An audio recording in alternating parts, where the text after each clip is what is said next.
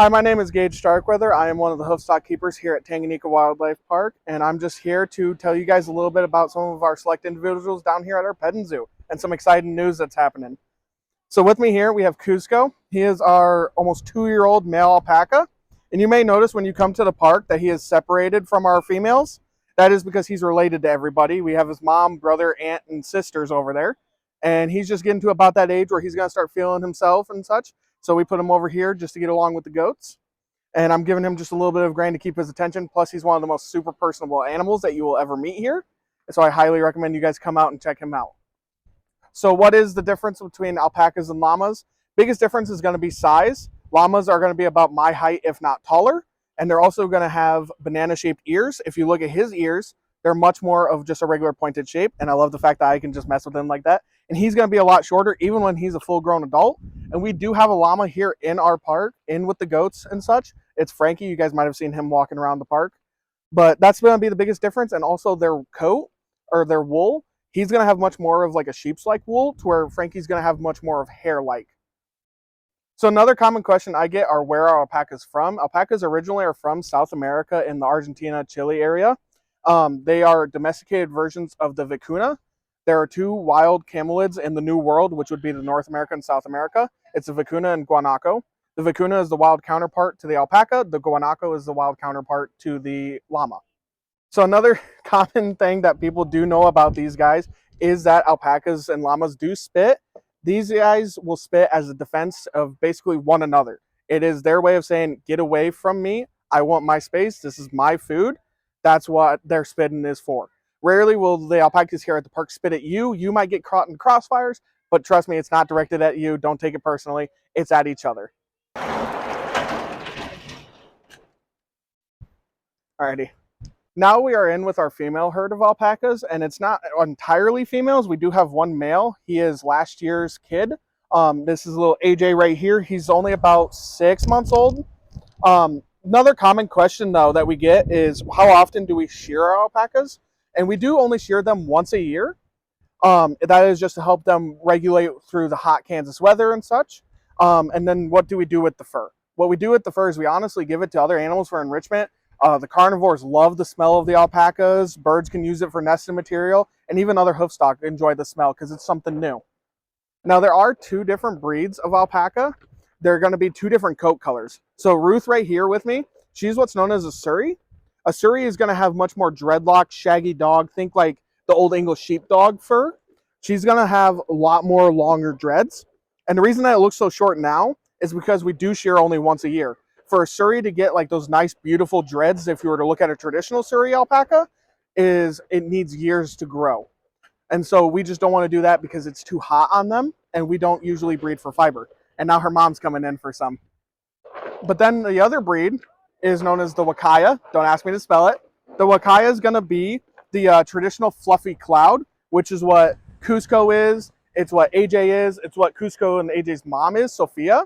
And we actually have, we know the lineages of all of our alpacas right now. So we have Sabrina here. She's got 2 daughters, Ruth and Salem. And then Sophia also has 2 kids, both boys, AJ and Cusco. Alrighty, and then as some of you guys who have been to the park before know, Frankie here is an ambassador, meaning he does go out on walks, which leads to the next question of, does Cusco have any training? We currently are working on getting him target trained and halter trained, so that way he eventually could start going out on walks, but it's been kind of slow paced and all that. We take it on his time. So we're going to start with the basics of training and then just getting him used to the halter. So another question I get is, with this whole herd of goats, how does he interact with the goats? Does he get along? Does everybody live peacefully? And the truth is, not always. Every animal has their own personal bubble. And so select individuals in our goat herd, Margarita, perfect example, she likes her personal space. And so she definitely tells Cusco to get away. Frankie is the same way. He definitely wants his personal space.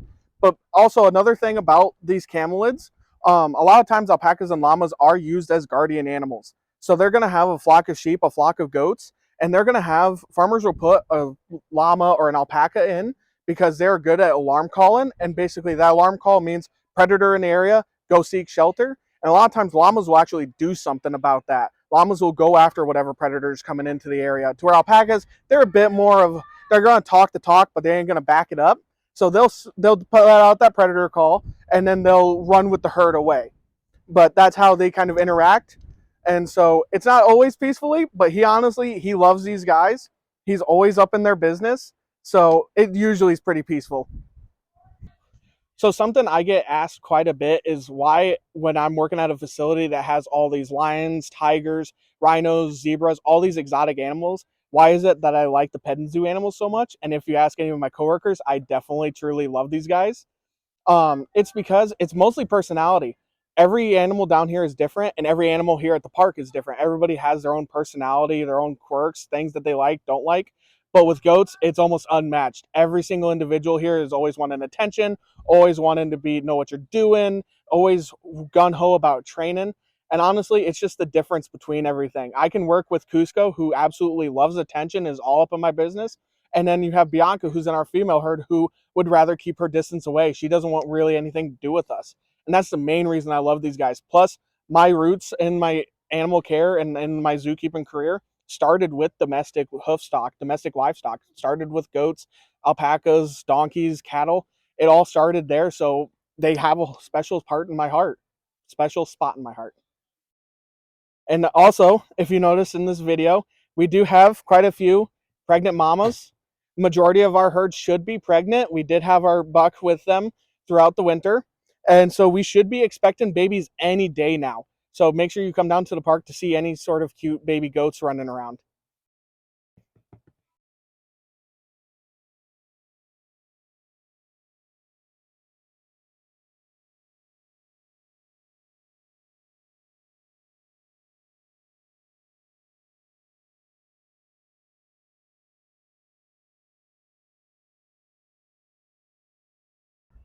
But hi.